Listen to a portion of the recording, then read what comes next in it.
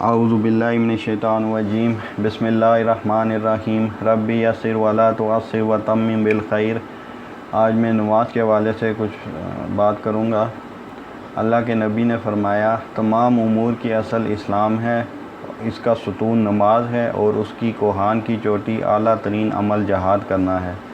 سب سے پہلے نماز کی شرائط 9 ہیں: اسلام، عقل، شعور، وضو، طہارت، سطر ڈھانپنا، نماز کا وقت ہونا، قبلہ رو ہونا، نیت کرنا۔ اسلام، نماز کی شرائط میں سے پہلی شرط اسلام ہے، اس کی ضد اور الٹ کفر ہے۔ کافر کے لیے جو ہے وہ ہر قسم کے اعمال مردود اور ناقابل قبول ہیں، خواہ وہ کوئی بھی عمل کرے۔ فرمان الہی ہے ما کان للمشرکین ان یعمروا مساجد اللہ شاہدین علی انفسہم بالکفر اولئک حبطت اعمالہم وفی النار ہم خالدون۔ مشرکین اس لائق نہیں کہ وہ اللہ کی مسجدیں آباد کریں جبکہ وہ اپنے آپ پر کفر کی گواہی دے رہے ہوں۔ انہی لوگوں کے سب اعمال برباد ہو گئے اور وہ ہمیشہ دوزخ میں رہیں گے۔ سورۃ توبہ کی آیت نمبر 17 ہے۔ اللہ تعالیٰ نے مزید فرمایا وَقَدِمْنَا إِلَىٰ مَا عَمِلُوا مِنْ عَمَلٍ فَجَعَلْنَاهُ هَبَاءً مَنْثُورًا۔ سورۃ فرقان آیت نمبر 23 ہے۔ اور انہوں نے جو بظاہر نیک عمل کیے ہوں گے ہم ان کی طرف متوجہ ہو کر ان کو اڑتا ہوا پراگندہ گرد و غبار بنا دیں گے۔ دوسری شرط ہے عقل۔ دوسری شرط عقل ہے، اس کی ضد جنون پاگل پن ہے۔ جب تک کسی پاگل کا جنون ٹھیک نہ ہو جائے اس کے کسی عمل کا مواخذہ نہیں ہوگا، وہ مرفوع القلم ہے، کیونکہ رسول اللہ صلی اللہ علیہ وسلم نے فرمایا 3 قسم کے لوگ مرفوع القلم ہیں، ان کے اعمال حساب کتاب کے لیے نہیں لکھے جاتے۔ ایک سویا ہوا شخص یہاں تک کہ وہ بیدار ہو جائے، دوسرا چھوٹا بچہ یہاں تک کہ وہ بالغ ہو جائے، اور مجنون دیوانہ یہاں تک کہ وہ ٹھیک ہو جائے۔ تیسری شرط ہے شعور۔ اس کی ضد بچپنا ہے اور اس کی حد 7 سال ہے۔ اس کے بعد نبی صلی اللہ علیہ وسلم کے فرمان کے مطابق اسے نماز پڑھنے کا حکم دیا جائے گا۔ رسول اللہ صلی اللہ علیہ وسلم نے فرمایا جب بچے 7 سال کی عمر کو پہنچ جائیں تو انہیں نماز پڑھنے کا حکم دو، اور اگر 10 سال کی عمر میں نماز نہ پڑھیں تو انہیں سزا دو، اور اس عمر میں ان کو الگ الگ سلاؤ۔ پھر چوتھی شرط ہے وضو۔ جب وضو ٹوٹ جائے تو وضو کرنا واجب ہو جاتا ہے۔ وضو کی 10 شرائط ہیں: اسلام، عقل، شعور، نیت، ری، پیشاب، مزی وغیرہ کا خارج ہونا، استنجا سے فارغ ہونا، پانی کا پاک ہونا، پانی کا مباح ہونا، جلد تک پانی پہنچنے کی راہ میں جو چیز رکاوٹ ہے اسے دور کرنا۔ جس شخص کا حدث دائمی ہو یعنی وضو بار بار ٹوٹتا ہو، اس کے وضو کی شرط یہ ہے کہ جب نماز کا وقت ہو جائے اس وقت وضو کرے۔ وضو کے 6 فرائض ہیں: چہرے کا دھونا، کلی کرنا اور ناک میں پانی چڑھانا بھی چہرے میں شامل ہے۔ لمبائی کے لحاظ سے چہرہ سر کے بالوں سے لے کر تھوڑی تک ہے اور چوڑائی کے لحاظ سے کانوں کی لو تک ہے۔ ہاتھوں کو کونیوں سمیت دھونا، پورے سر کا مسح کرنا، دونوں کان بھی اس میں شامل ہیں۔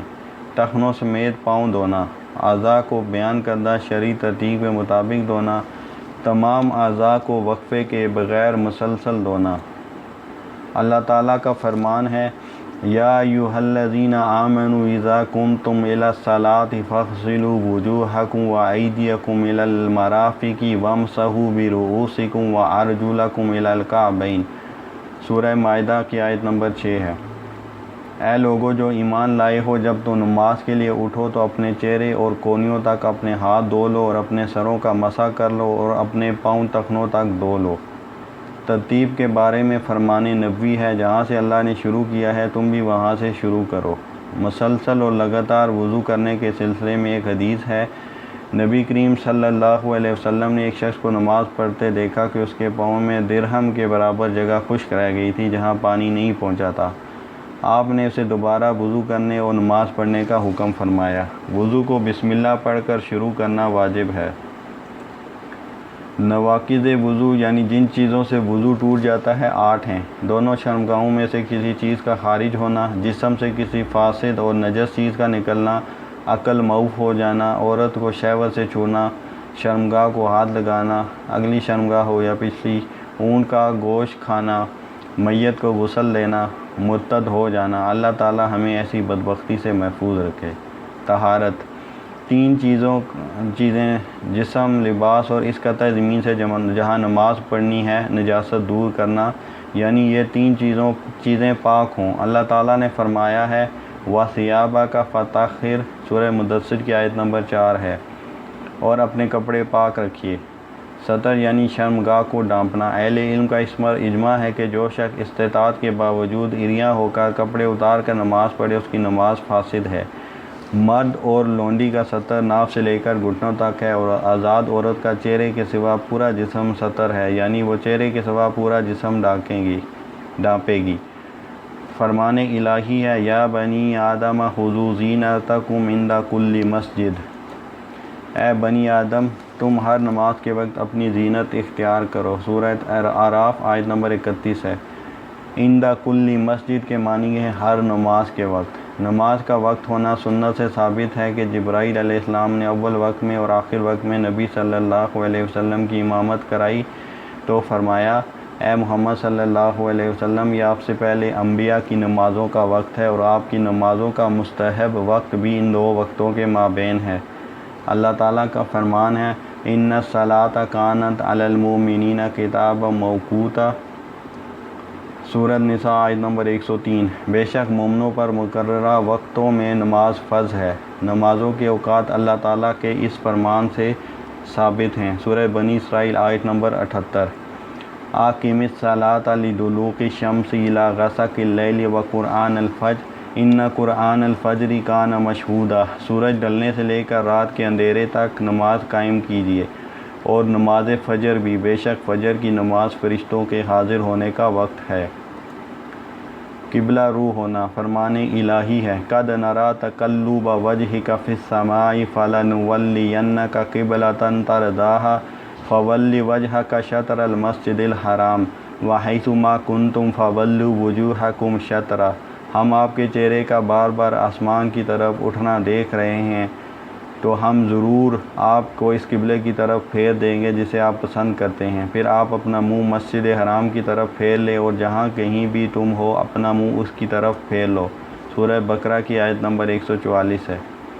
نیت کرنا، نیت کی جگہ دل ہے، نیت کا زبان سے ادا کرنا ضروری نہیں ہے۔ فرمان نبوی ہے اعمال کا دار و مدار نیتوں پر ہے، اور ہر شخص کے لیے وہی کچھ ہے جس کی وہ نیت کرتا ہے۔ پھر ارکان نماز 14 ہیں۔ قوت کے ہوتے ہوئے قیام کرنا، تکبیر تحریمہ، سورہ فاتحہ پڑھنا، رکوع کرنا، رکوع سے اٹھنا، 7 اعضاء پر سجدہ کرنا، اعتدال، 2 سجدوں کے درمیان بیٹھنا، تمام ارکان اطمینان سے ادا کرنا، ترتیب، آخری تشہد میں بیٹھنا، نبی صلی اللہ علیہ وسلم پر درود بھیجنا، دونوں طرف سلام پھیرنا۔ تمام 14 ارکان کے بارے میں دلائل مدرجہ ذیل ہیں۔ قوت کے ہوتے ہوئے قیام، اللہ تعالیٰ کا فرمان ہے حافظوا علی الصلوات والصلاۃ الوسطی وقوموا للہ قانتین، سورہ بقرہ آیت نمبر 238 ہے۔ تم سب نمازوں اور خاص طور پر درمیان والی نماز کی حفاظت کرو اور اللہ کے سامنے عاجزی کرنے والے بن کر کھڑے ہو۔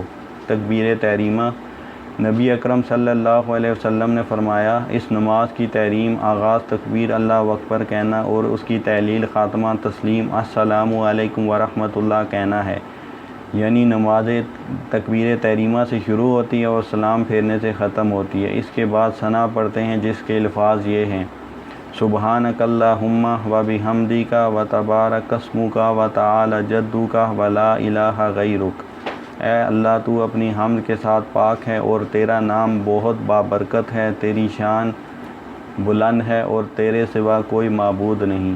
سبحانک اللہم، اے اللہ میں تیری پاکیزگی بیان کرتا ہوں جو تیری شان کے لائق ہے، وبحمدک، اور تیری تعریف کرتے ہوئے، وتبارک اسمک، اور تیرا نام بڑا بابرکت ہے، وتعالی جدک، اور تیری شان بہت بلند ہے، ولا الہ غیرک، اور اے اللہ زمین و آسمان میں تیرے سوا کوئی معبود نہیں۔ اس کے بعد پڑھیں اعوذ باللہ من الشیطان الرجیم، میں شیطان مردود سے اللہ کی پناہ لیتا ہوں۔ اعوذ کے معنی ہیں اے اللہ میں تیری پناہ میں آتا ہوں من الشیطان الرجیم، شیطان سے جو اللہ کی رحمت سے دور کر دیا گیا ہے کہ وہ مجھے دین و دنیا میں کسی طرح نقصان نہ پہنچا دے۔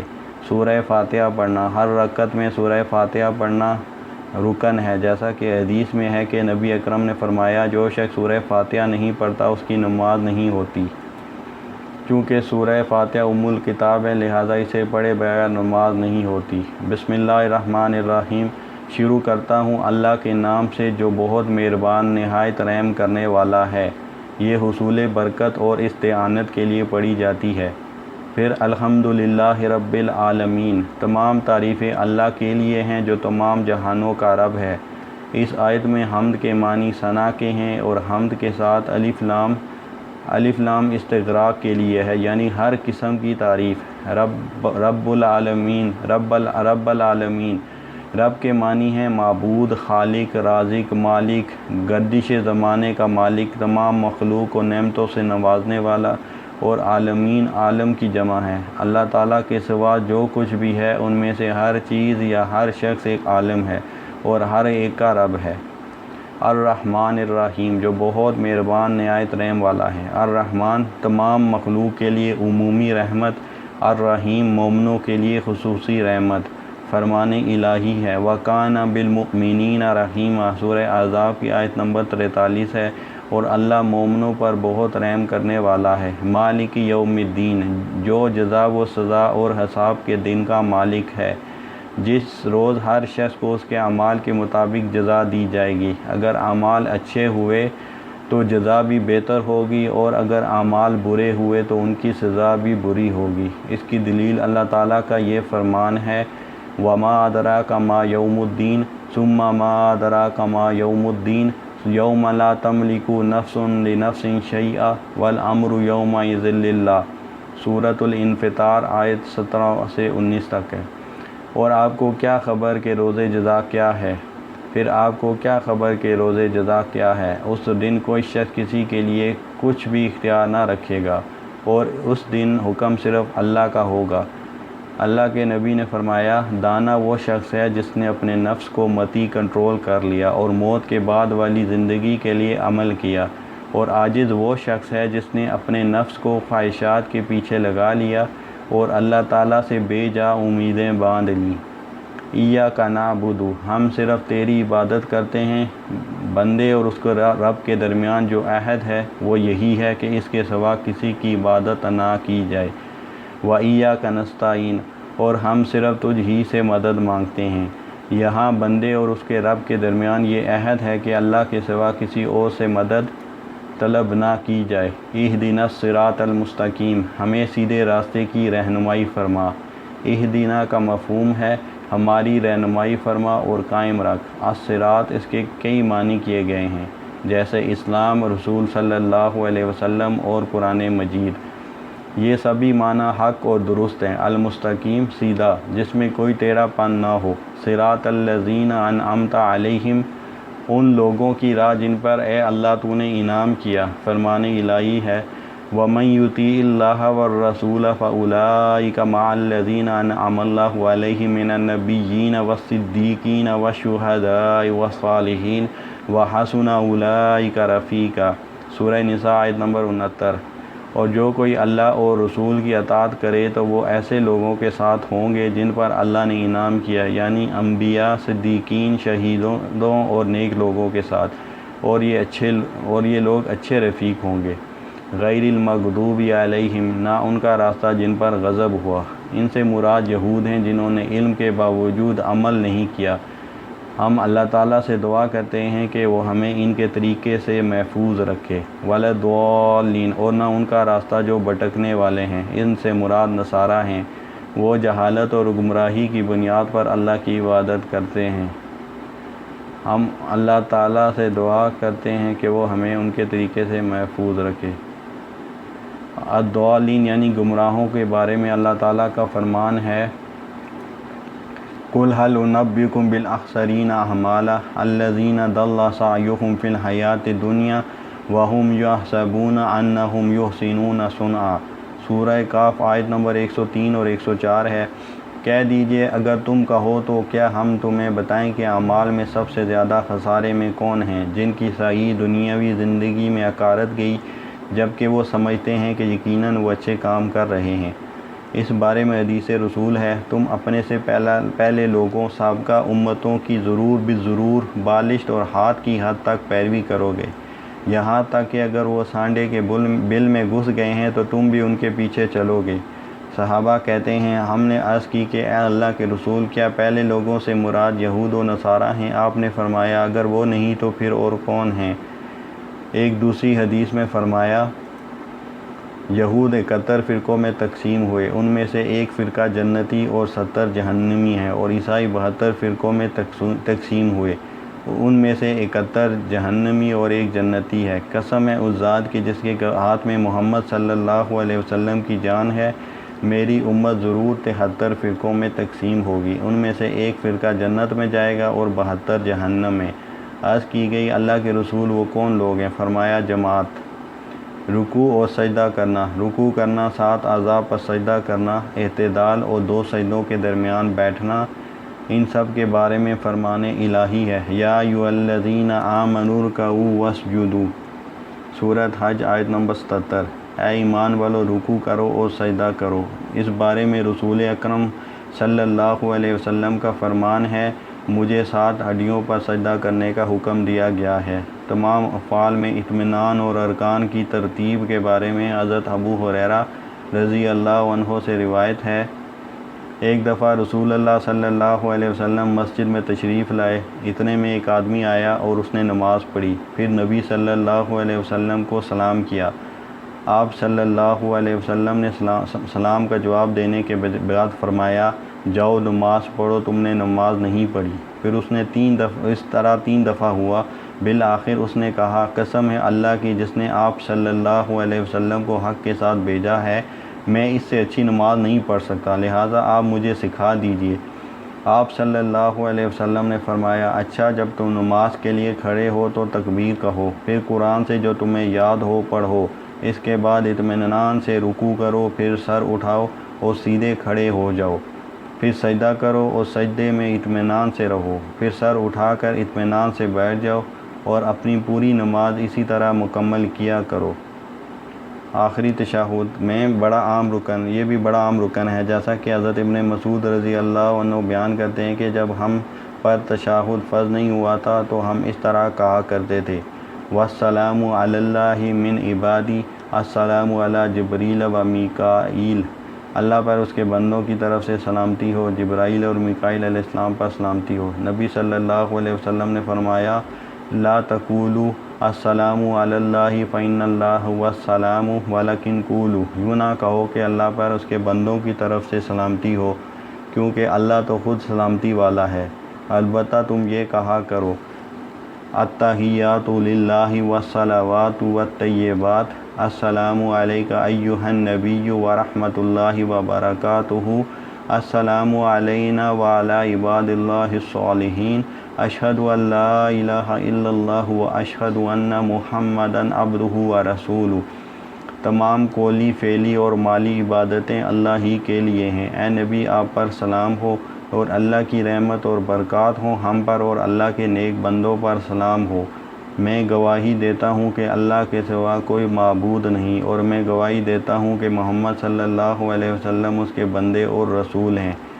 التحیات کا مطلب ہے کہ ہر قسم کی تعظیم و تکریم اللہ تعالیٰ کے لیے ہے اور یہ صرف اسی کا استحقاق ہے۔ رکوع و سجود، بقا و دوام اور ہر قسم کی عظمت و کبریائی اللہ تعالیٰ ہی کے شایان شان ہے، جس نے ان میں سے کسی چیز کو اللہ تعالیٰ کے سوا کسی اور کے لیے مخصوص کیا تو وہ مشرک اور کافر ہے۔ الصلوات، تمام قسم کی دعائیں، اور بعض نے اس سے مراد 5 نمازیں بھی لی ہیں۔ الطیبات، اللہ تعالیٰ خود بھی طیب اور پاک ہے اور وہ صرف پاکیزہ اقوال و اعمال ہی قبول کرتا ہے۔ السلام علیک ایھا النبی ورحمۃ اللہ وبرکاتہ، نبی صلی اللہ علیہ وسلم کے لیے سلامتی، رحمت اور برکت کی دعا کی جاتی ہے، اور یاد رہے کہ جس کے لیے دعا کی جائے اسے اللہ کے ساتھ نہیں پکارا جا سکتا۔ السلام علینا وعلی عباد اللہ الصالحین، اس دعا کے ذریعے سے انسان اپنے لیے اور زمین و آسمان کے ہر نیک شخص کے لیے سلامتی کی دعا کرتا ہے۔ السلام سے مراد دعا ہے۔ صالحین کہہ کر نیک اور صالح لوگوں کے لیے دعا کی جاتی ہے، لہٰذا دعا کرتے وقت اللہ کے ساتھ انہیں بھی شریک نہیں کرنا چاہیے۔ اشہد ان لا الہ الا اللہ، اس شہادت کی وجہ سے انسان یقین و ایمان کے ساتھ گواہی دیتا ہے کہ زمین و آسمان میں عبادت کے لائق صرف ایک ذات برحق ہے اور وہ اللہ تعالیٰ ہے، اور یہ گواہی دیتا ہے کہ محمد صلی اللہ علیہ وسلم اللہ کے رسول ہیں، وہ عبد بندے ہیں، لہٰذا ان کی عبادت نہیں کرنی چاہیے۔ وہ رسول ہیں، لہٰذا ان کی تکذیب نہ کی جائے بلکہ ان کی اطاعت اور اتباع کی جائے۔ اللہ تعالیٰ نے انہیں شرف رسالت و عبودیت سے نوازا ہے۔ فرمان الہی ہے، تبارک الذی نزل الفرقان علی عبدہ لیکون للعالمین نذیرا، وہ ذات بڑی ہی بابرکت ہے جس نے اپنے بندے پر فرقان قرآن نازل کیا تاکہ وہ جہان والوں کے لیے ڈرانے والا بنے۔ اللہم صلی علی محمد وعلی آل محمد کما صلیت علی ابراہیم وعلی آل ابراہیم انک حمید مجید۔ اللہم بارک علی محمد وعلی آل محمد کما بارکت علی ابراہیم وعلی آل ابراہیم انک حمید مجید۔ الہی محمد صلی اللہ علیہ وسلم پر اور آل محمد صلی اللہ علیہ وسلم پر رحمتیں نازل فرما، جیسے تو نے ابراہیم علیہ السلام پر اور آل ابراہیم علیہ السلام پر رحمتیں نازل کی۔ بے شک تو تعریف کیا ہوا عظیم الشان والا ہے۔ الہی محمد صلی اللہ علیہ وسلم اور آل محمد صلی اللہ علیہ وسلم پر برکتیں نازل فرما، جیسے تو نے ابراہیم علیہ السلام اور آل ابراہیم علیہ السلام پر برکتیں نازل فرمائیں۔ بے شک تو تعریف کیا ہوا عظیم الشان والا ہے۔ الصلاۃ من اللہ، اللہ کی طرف سے صلاۃ سے مراد یہ ہے کہ وہ فرشتوں کے پاس اپنے بندے کی تعریف کرتا ہے، جیسے صحیح بخاری میں ابو عالیہ سے روایت ہے کہ صلاۃ اللہ سے مراد یہ ہے کہ وہ فرشتوں کے پاس اپنے بندے کی تعریف کرتا ہے۔ بعض کے نزدیک صلاۃ سے مراد رحمت ہے، لیکن درست پہلی بات یہ ہے کہ اگر یہ صلاۃ فرشتوں کی طرف سے ہو تو اس سے مراد استغفار ہے، اور اگر آدمیوں کی طرف سے ہو تو پھر اس سے مراد دعا ہے۔ درود شریف کے بعد والی دعائیں مانگنا سنت ہے۔ وما علینا الا البلاغ۔